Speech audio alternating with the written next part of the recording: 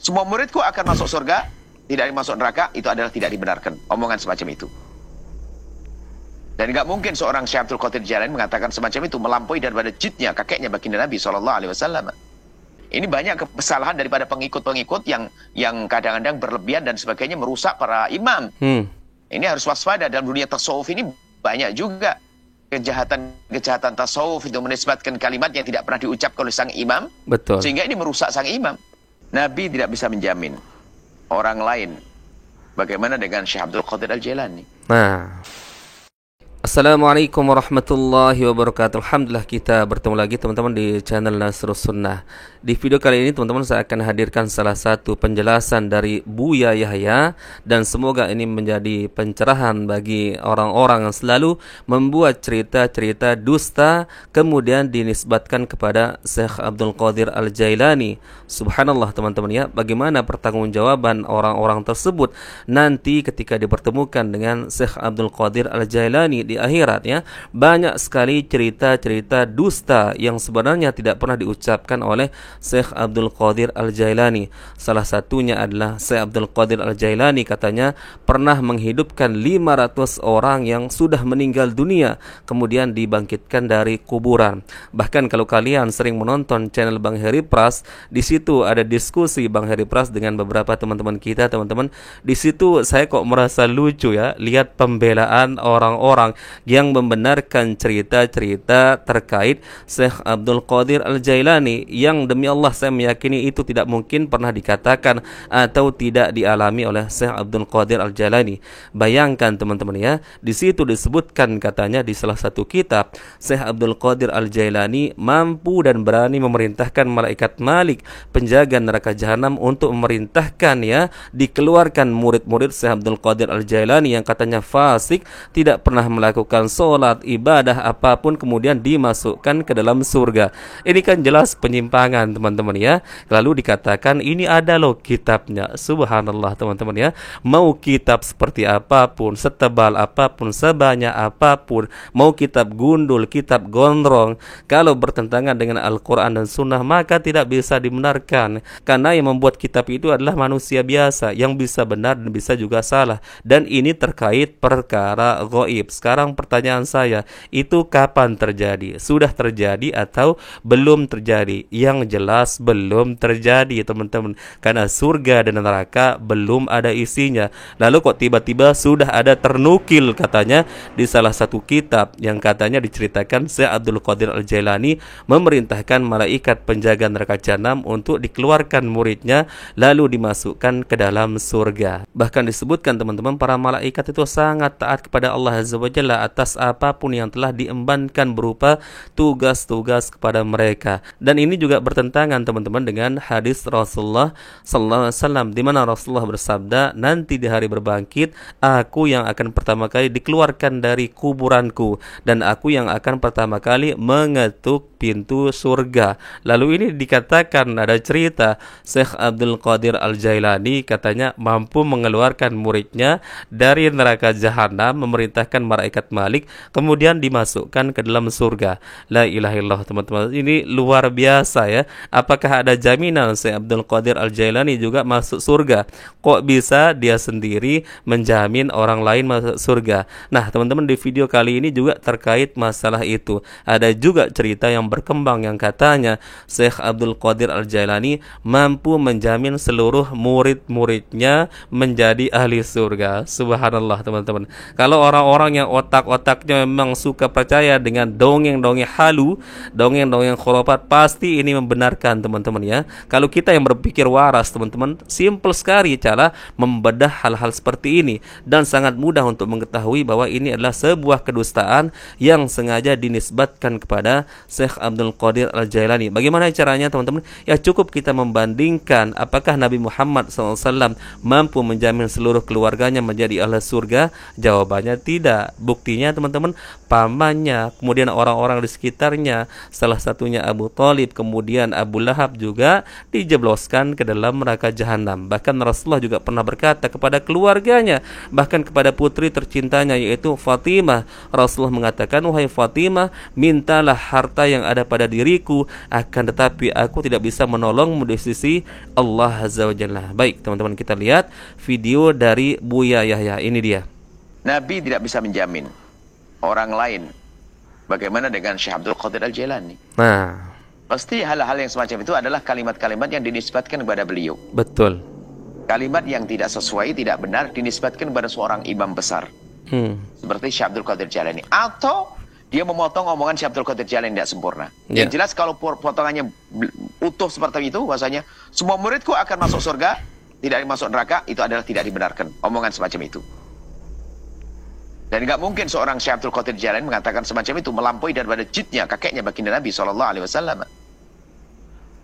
Baginda Nabi mengatakan kulumat yadkhulul jannata ila man aba. Nabi mengatakan semua umatku akan masuk surga kecuali yang nggak mau. Yang nggak mau itu siapa? Itu baru benar. Betul. Tapi jangan dipotong, semua umatku masuk surga. Nah, Nabi Muhammad itu, semua umatku masuk surga. Illa man aba, kecuali yang tidak dilanjutkan. Nah, barangkali dalam hal ini ada omongan Syekh Abdul Qadir Jailani yang dipotong. Sehingga menjadi fitnah. Tapi kalau secara keimanan, ilmu, ya nggak bisa dong. Semua murid Syekh Abdul Qadir masuk surga. Bagaimana seorang manusia menjamin masuk surga semuanya? Kecuali bunyinya begini barangkali. Makanya kita husnudon. Syekh Abdul Qadir umam besar. Berfatwa dengan dua madhab, seorang wali besar, kutub, Masya Allah. Dan tidak mungkin beliau punya ungkapan-ungkapan yang bertentangan dengan manhaj kakeknya baginda Nabi SAW. Nggak mungkin. Ini banyak kesalahan daripada pengikut-pengikut yang kadang-kadang berlebihan dan sebagainya merusak para imam. Ini harus waspada. Dalam dunia tasawuf ini banyak juga kejahatan tasawuf itu menisbatkan kalimat yang tidak pernah diucapkan oleh sang imam. Betul. Sehingga ini merusak sang imam. Syekh Abdul Qadir Jailani orang sangat berpegang syariat, jangan main-main. Jangan dianggap Syekh Abdul Qadir Jailani seorang sufi ahli ibadah saja. Beliau itu saking alimnya berfatwa dengan dua madhab. Madhab Hambali sama madhab Syafi'i. Imam besar dalam urusan fikih. Jangan main-main. Urusan akidah. Makanya menisbatkan kalimat kepada beliau waspada. Kita lihat sanadnya dari mana omongan ini. Dari mana, siapa yang ngomong, jangan kamu percaya. Kalimat seperti itu ya nggak bisa dong kita percayai. Dinisbatkan. Kita tahu yang tahu Syekh Abdul Qadir imam besar. Sangat hebat akidahnya, fikihnya.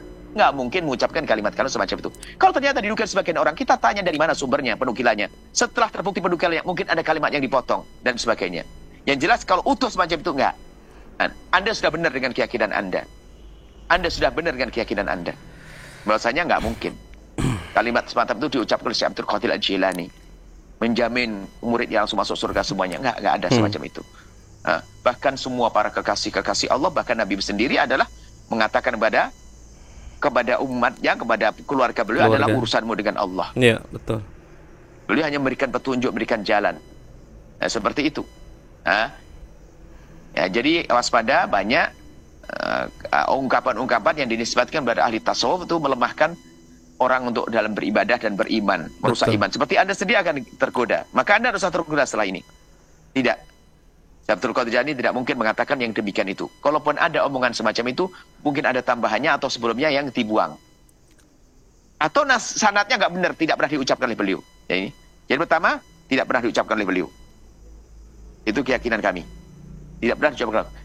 Kalau iya sanadnya yang jelas dong, sanad ilmunya dong. Karena biarpun nanti disebutkan di bukunya, ada buku yang lain. Kalau bertentangan dengan buku lain Syekh Abdul Qadir Jailani, nggak dipakai yang ini kan, dipakai ilmu yang lain, buku yang lain dong. Karena ini bertentangan dengan apa yang sudah dikukuhkan dalam syariat. Nggak ada manusia bisa menjamin masuk surga. Betul. Nah, teman-teman, jelas ya penjelasan dari Buya Yahya ini. Dan perlu diketahui, saya bukan pengikutnya Buya Yahya, teman-teman. Tapi saya ingin netral di sini ya, dan saya harus mengakui kebenaran dari apa yang disampaikan oleh Buya Yahya ini. Sengaja saya tampilkan penjelasan dari Buya Yahya, teman-teman. Nanti kalau saya tampilkan dari ustadz-ustadz Salafi atau yang disebut Wahabi ya, paling kalian mengatakan kalian tidak percaya dengan keramat-keramat para wali ya. Sekarang ini saya hadirkan langsung dari ustadz-ustadz kalian sendiri. Dan kita tahu bahwa Buya Yahya juga banyak sekali kenal dan dekat dengan para habib-habib yang ada di Indonesia ini. Akan tetapi beliau coba, Masya Allah, lihat, dengarkan apa penjelasan beliau. Justru beliau sendiri mendustakan. Kalau ada cerita-cerita dusta yang sangat berlebihan kemudian dinisbatkan kepada para ulama, ya, para ahli ilmu seperti Syekh Abdul Qadir Al-Jailani, teman-teman, ini enggak benar sama sekali. Dan teman-teman sangat mudah untuk membantah cerita-cerita seperti itu. Tinggal kita bandingkan saja teman-teman dengan para nabi, para rasul. Apakah ada Nabi Muhammad mengatakan aku mampu menjamin seluruh keluargaku, murid-muridku, ya, orang-orang di sekitarku menjadi ahli surga? Terbukti teman-teman di zaman Rasulullah banyak orang-orang yang mendustakan Rasulullah. Banyak orang-orang yang tidak menerima dakwah Rasulullah sampai mereka meninggal dunia. Terbukti Abu Lahab contohnya. Bahkan itu adalah keluarga Rasulullah sendiri. Abadi namanya Abu Lahab teman-teman di Al-Quran. Itu membuktikan bahwa orang-orang yang hidup di zaman Nabi Muhammad SAW pun tidak ada yang bisa dijamin langsung menjadi ahli surga oleh Rasulullah SAW, kecuali yang memang dijamin langsung yang keluar dari lisan Rasulullah, dan itu pun melalui wahyu yang Allah Azza wa Jalla wahyukan melalui malaikat Jibril. Kemudian kalau kita mau melihat secara lebih jauh lagi di zaman para nabi-nabi yang lain seperti Nabi Nuh alaihissalam yang berdakwah 950 tahun, teman-teman. Berapa pengikut dari Nabi Nuh alaihissalam? Ada yang mengatakan 80, ada yang mengatakan pengikutnya hanya 83, teman-teman. Nah, itu sebagai bukti teman-teman, para nabi, para rasul saja tidak mampu menjamin orang lain sebagai ahli surga meskipun ada nabi di tengah-tengah mereka. Gak bisa. Bahkan para nabi, para rasul yang paling berat ujiannya teman-teman, ya, yang paling berat cobaannya dari orang-orang yang mereka dakwahkan. Sampai-sampai Rasulullah dilempar dengan batu teman-teman ketika kejadian di Thaif, sampai-sampai berdarah kakinya. Dan bukan hanya dilempari oleh orang tua, dewasa, bahkan anak-anak kecil pun ikut teman-teman. Itulah yang menjadi pembanding kita teman-teman. Kalau seorang nabi saja teman-teman tidak bisa menjamin keluarganya, orang lain menjadi ahli surga, lalu bagaimana dengan Syekh Abdul Qadir Al-Jailani? Maka yakinlah teman-teman, cerita-cerita seperti itu adalah dusta yang sengaja atau tidak sengaja dinisbatkan kepada Syekh Abdul Qadir Al-Jailani. Atau mungkin seperti kata Buya Yahya tadi teman-teman, ada perkataan dari Syekh Abdul Qadir Al-Jailani yang dipotong-potong. Nah, inilah teman-teman, ya, luar biasa penjelasan barusan, dan saya harus mengakui ini adalah kebenaran. Tapi itulah teman-teman, anehnya para pembela-pembela cerita-cerita khurafat seperti ini, apalagi kalau sudah dinisbatkan kepada Syekh Abdul Qadir Al-Jailani, langsung dipercaya 1000% teman-teman. Apalagi mereka menggantikan, ini ada loh kitabnya yang mengatakan begitu. Subhanallah, andalanya katanya kitab teman-teman, ya, selalu kitab. Apalagi kalau sudah nyebut kitab kuning, meskipun jelas kitab tersebut bertentangan dengan Al-Quran dan Sunnah, tetap saja teman-teman mereka percayai. Itu yang Anda lihat di diskusi Bang Heri Pras dengan beberapa teman-teman kita. Katanya ada kitabnya. Ya, kitab banyak, tapi kitab itu kan sama saja dengan buku, ya. Cuman dia berbahasa Arab, bahkan kan sudah banyak kitab-kitab yang disarah, ya, kemudian menggunakan bahasa Indonesia. Ya, sama saja teman-teman, ya.